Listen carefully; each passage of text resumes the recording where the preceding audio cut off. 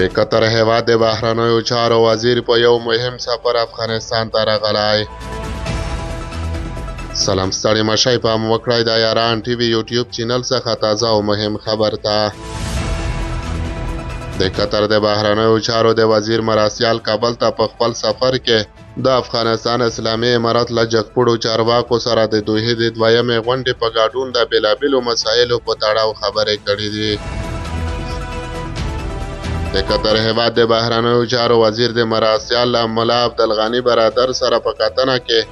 په دوحه کې د افغانستان لپاره د ځانګړو استازو په دریمه غونډه کې د اسلامي امارت د استازي د ګډون غوښتنه کړې او زیاته کړې ده چې په دې غونډه کې د اسلامي امارت د استازي حضور به ښې پایلې ورکړي. د ریاست الوزرا د اقتصادي معاونیت په وینا د قطر د بهرنیو چارو وزارت مراسیال هم ویلي چې په دې برخه کې ملګرو ملتونو ته خپل دریځ روښانه کړی دی. د سیاسي چارو شنونکی مینګل څمکنی وایي د دوحې د دریمې غونډې په اړه ورته ویل شوي وو چې دوی پکې باید ګډون وکړي، خو دوی هم خپل شرایط وړاندې کړي وو. که هغه ومنل شي نو دوی کولی شي په معنا لرونکې غونډه کې ګډون وکړي. له دې سره هممهاله د ریاست الوزرا اقتصادي مراسیال د قطر د بهرنیو چارو وزارت له مراسیال سره په کتنه کې ویلي چې د افغانستان اسلامي امارت غواړي له ټولو هیوادونو سره سیاسي اقتصادي اړیکې پراخې کړي او همدغه راز ټینګار یې کړی چې د اسلامي امارت له استازي پرته د دوحې دریمه غونډه کومې پایلې ته نه رسیږي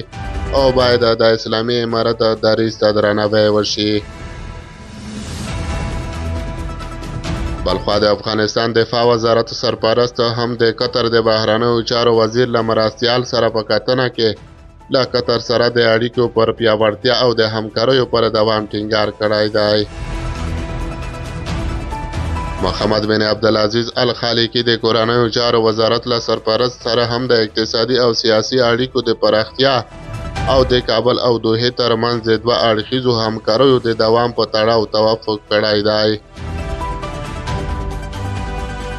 دغه قطري چارواکي د ریاست الوزرا له اداري مراسیال سره په کتنه کې زیاته کړې ده چې